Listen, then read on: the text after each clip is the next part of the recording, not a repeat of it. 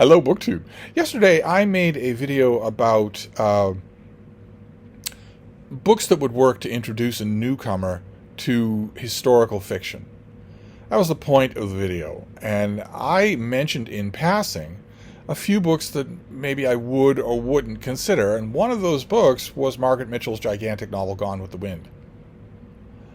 And purely as a parenthetical, not really dealing with historical fiction, I didn't talk about the historical accuracy of Gone with the Wind, or lack thereof.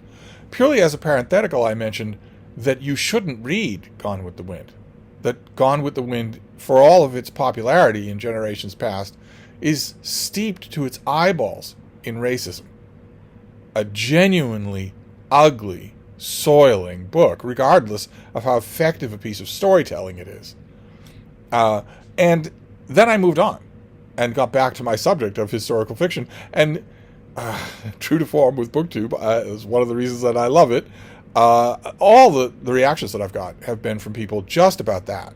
Not about historical fiction, not about my other choices. Just about that.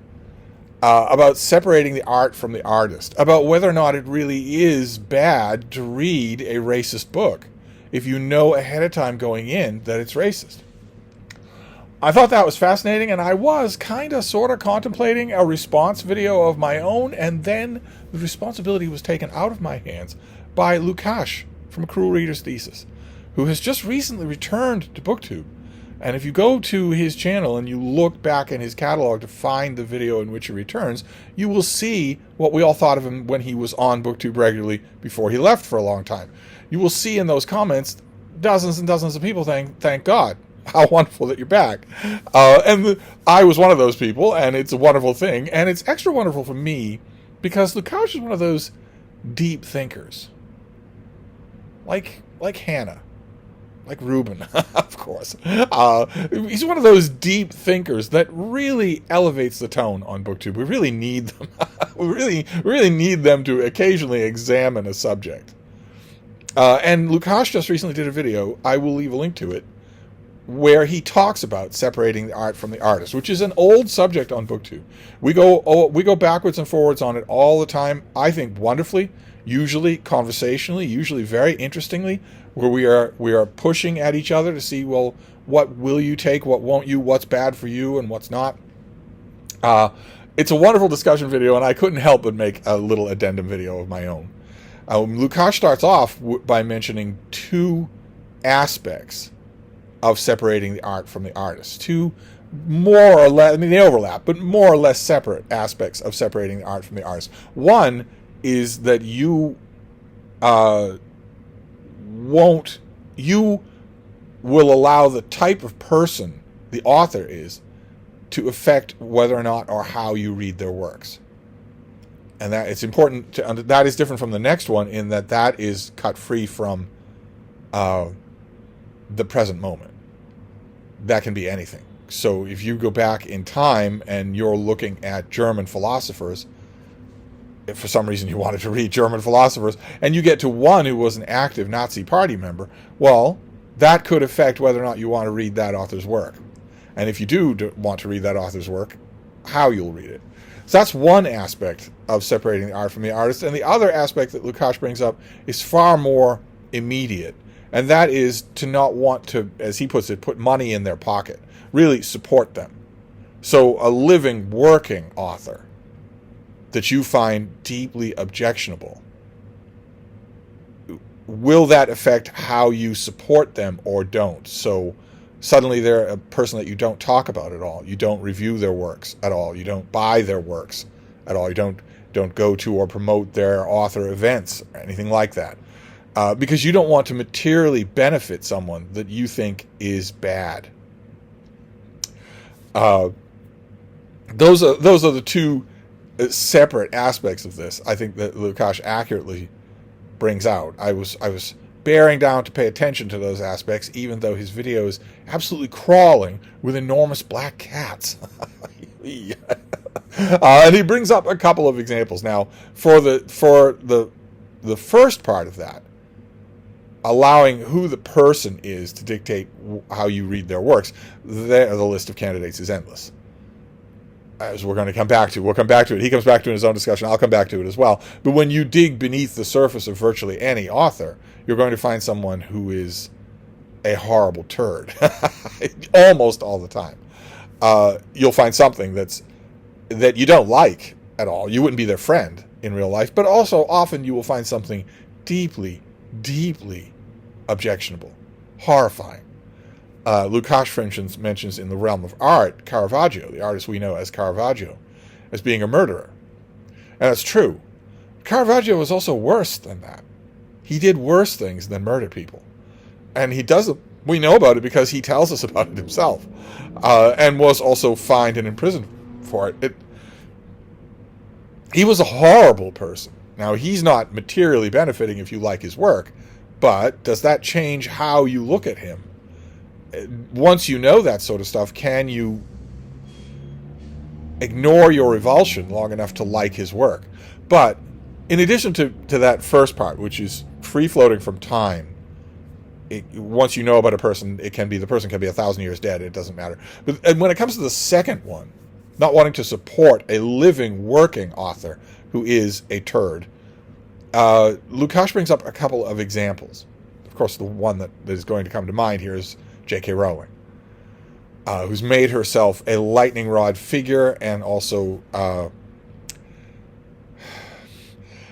champion of hatred online, after having written a series of children's books that are so beloved that I believe, I said it long before the controversies around her, I said it even though I don't like the books, a series of children's books that I believe created an entire generation of readers who, absent her pronouncements online, would have venerated her until she was old and gray, until she died of old age. Instead, now they hate her, and they burn her books, and they turn the books, spine inward on their shelves, or get rid of the books, solely because of how she behaves, not as an author. Although Lukács brings up behavior as an author, because in her non-Harry Potter books, you can easily detect transphobia. Easily detect that. And the same thing, Lukács also brings up the example of Frank Herbert, the author of Dune, who was not at all friendly towards gay people, not at all friendly towards homosexuality.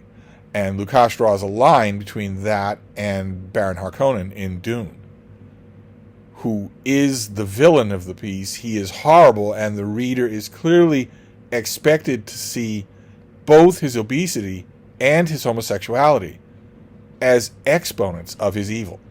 It's not that he's evil and he's also grossly overweight and he also likes young men.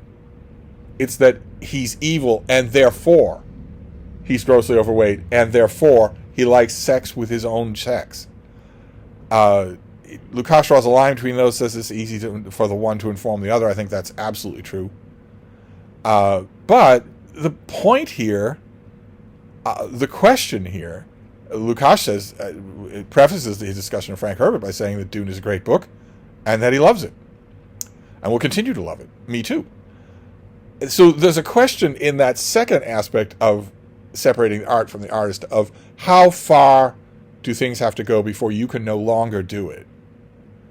There are plenty of Harry Potter fans that loved Harry Potter and would have been perfectly willing to forgive J.K. Rowling for, I don't know, a tone-deaf comment about something. Maybe a bit of animal cruelty. Something like, maybe she doesn't get along all that well with her children. They would have been able to forgive her for something like that. But a systematic campaign, they can't. A lot of them can't. But a lot of them can. Are you one of them? Are you a reader who just does not care about this? And do you keep that fact to yourself? Do you feel like there's an atmosphere in the bookish world that says you should care? I know that it can be taken way too far. In the early 2010s, 20-teens, it was taken way too far by 12 psychos on Twitter who would suddenly do an exhaustive background check for an author before they decide even to read them. All of your political and social opinions must coincide with mine, or I'm not only not going to read you, I'm going to denounce you as a monster, as, say it with me now, literally worse than Hitler. That mania, I think, has subsided, and I wonder, Did you ever buy into it? Do you not feel that way at all? Another example that Lukács brings up is one that I disagree with. There were a couple of things in this video that I disagreed with, but you're going to love the video because it's so thoughtful that even when you disagree with parts of it, you're still going to be thinking about it. He brings up the example of the biographer Blake Bailey. We had a contract with W.W. Norton to come out with a big biography of Philip Roth. Philip Roth, as an author, of course, I hated him and railed against him for the whole of his publishing career, and I did it for this reason. I mean, secondarily, yes, I did it because his books are awful. They're just horrible. It wouldn't matter to me. I would still have called his books awful if he'd been a married nun in seclusion from the world. But the main thing I criticized him for was, in addition to his books being awful, he himself is awful. Literally can't keep his pecker in his pocket. Literally cannot do that. Waiting at a cheap restaurant for the arrival of his mistress, with whom he's cheating on his wife. She's 15 minutes late, so he starts to put moves on the waitress. Just a sickness. A sickness that is pretty much the only thing he ever wrote about. In a twist of irony that maybe isn't so coincidental, right at the time of his publication, Blake Bailey was revealed by many, many people coming forward. I hate the term survivors in this case. You dealt with a persistent sex pest, not an LA wildfire. I hate that, but when you melodramatize something like that, you weaken it. I wish I could always make that clear to people. When you do that, when a man comes up to you at a bar, leans over to you and says, "Hey, can I have the next dance?"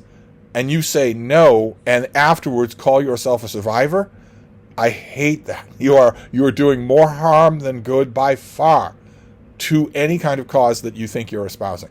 But women came forward and said, it's not just Philip Roth, it's Blake Bailey, who's this pre-epic monster, this posy pre-epic monster.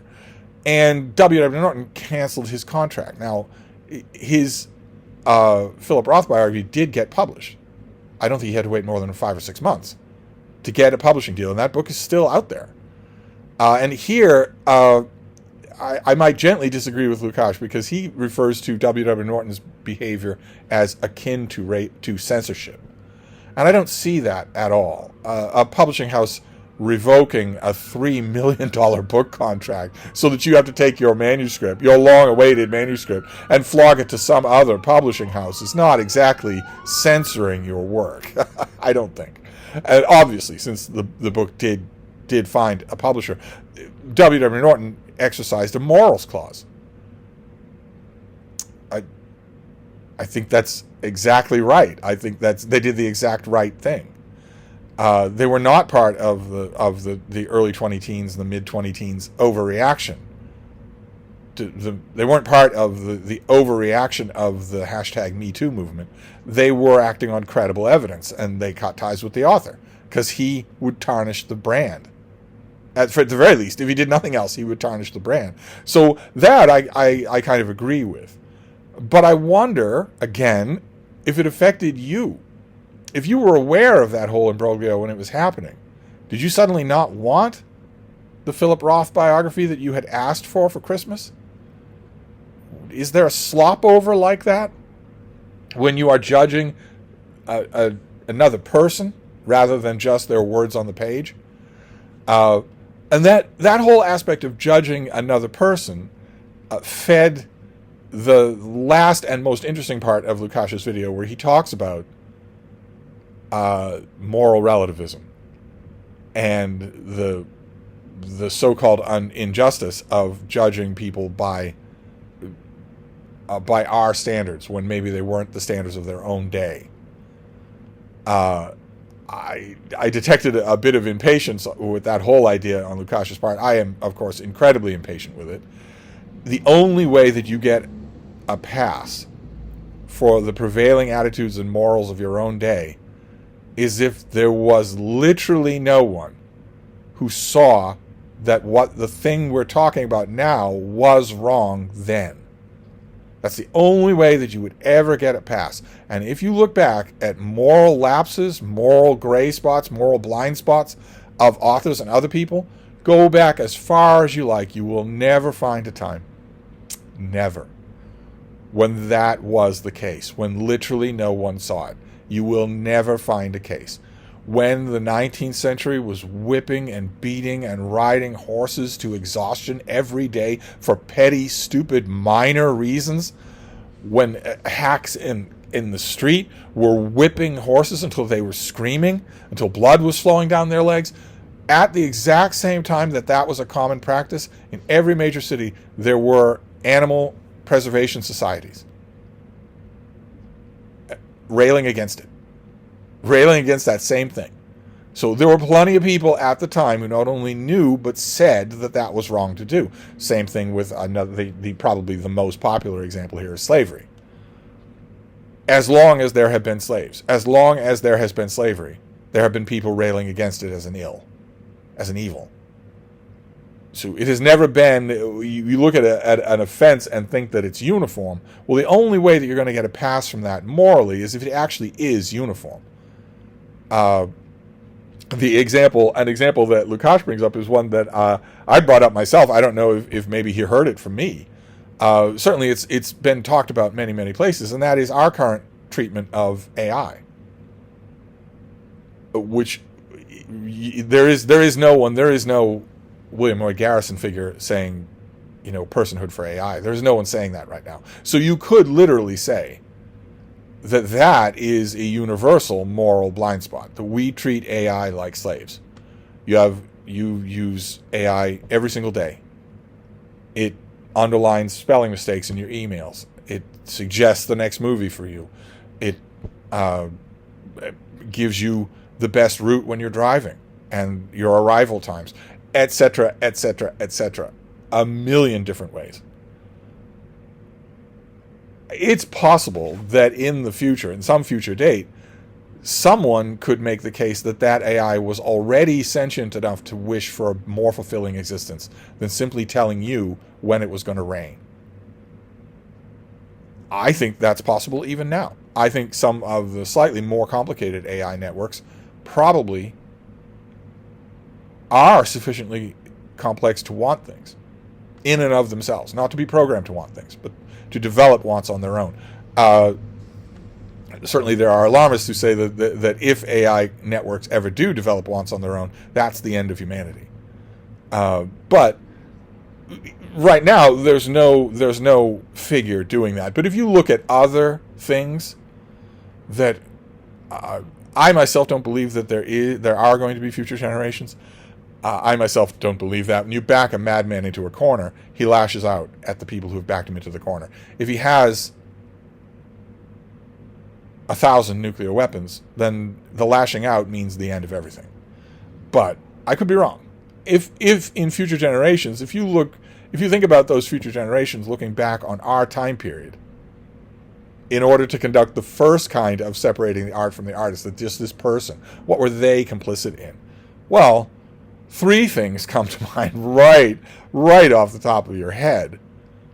When your news programs, when your news feeds tell you that the world is exhibiting a slide into fascism, well, that's not rocks on a hillside. That's people. That's people doing that. So there are a whole huge number of people now who are countenancing or outright saying that they're okay with a slide into fascism. Future generations will look at that and say that is utterly reprehensible. That was utterly reprehensible. And I don't want to read books by people who are saying, well, you got to give Trump credit or something like that. Much less actual Trump cult apparatchiks who write books. So there's that. There's a slide into fascism, but there's also climate change. The world's climate is changing, and 30 or 40 years ago, it would have been possible to arrest that process instead of consigning your grandchildren to the world they are now going to live in. Future generations might look at that and say, well, I'm going to morally judge the people who let that happen, who just let that happen. And the same thing is true with a particular bugaboo of mine, factory farmed meat. A gigantic blight on the world and everyone in it. Everyone you know participates in, almost everyone you know participates in factory farmed meat. All the meat that you have in your refrigerator got to you not just through death, but through torture. Prolonged torture of a complex living being, a sentient being who's no different from your child or your dog. Except you don't see them. You don't ever meet them. Prolonged torture. Knowing prolonged torture. It's not that that animal magically becomes meat.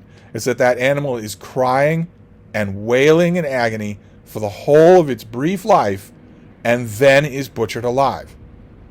That is the meat in your freezer. And everyone, basically everyone in 2025 partakes of that. A lot of people partake of it a lot. Well, future generations could look at that and very much judge any author of this time period. If you're a contemporary author, you've written a novel about a meet cute rom-com about two young people meeting in Seattle. Do they get burgers? Do they get burgers? And you don't even think about it? You just toss off the scene? Do they do that? Do they drive cars? Just their own car? It's got seating for 4 people. It can fit 10 people. You don't need it because it's public transportation, but you're going to drive it anyway. Just alone. You alone are going to drive this car wherever you want to go, all through the book. Do they do that? Future generations could look at that and say, how could they just casually put that in a book? How could they do it? That's to say nothing of the fact that most people in 2025 just turn a completely blind eye to, which is an absolute rampaging amount of slavery and human trafficking that takes place in the world, more now than at any point in history. The Mongols would have looked at the world of 2025 and said, boy, they traffic a lot of slaves. I thought we did a lot. It's more now than ever. People don't even think about it. They don't even think about it. Most people don't even think about it. So who would escape whipping here, basically, is the point here is that if you start to... Lukash's point was that if you start to do that, if you start to say, well, this author isn't right on this moral issue, if you start to do that and you start to eliminate authors because of that, Lukash says sooner rather than later, the list of approved authors that you have is going to be very small. And I wonder how true that is. And I think probably it is true, but then where do you draw the line? That's what I'm asking about here. Really, what I'm doing here is simply making this into a series of questions for you, because you're all readers. I'm here at BookTube. I am in the midst of a whole bunch of real readers, not fake readers, not extremely casual 1 book a year readers, real readers. Robert G., reader of books, the other day said, we're the people who get up and start thinking about books. It's not casual. It's a big part of our lives. Okay, well, if I've got that people, I want to ask these questions. And I want to know what that balancing act is for you. I'm presuming, Lukács rightly condemns the absolutist end of that first view, that if I don't approve of you morally, then I'm not going to read your books. He rightly condemns that as being pretty childish. And I think he's right to assume that not many people listening to these videos actually think that way. But you don't think of the absolutist way there, but there's got to be some balancing act that you do. Or is there? Or do you just not care? Where you only care about the book. I just care about the book. Lukács makes a good point. It's one that I made. I thought I was making it with Gone with the Wind, which is that sometimes the author will not let you just think about the book, because the thing that makes them morally objectionable in their life, they are putting in their book. To go back to my beleaguered subject, if Gone with the Wind were a story about Scarlett O'Hara and how her whole world is ruined, but she refuses to let it destroy her, well, that would be very effective.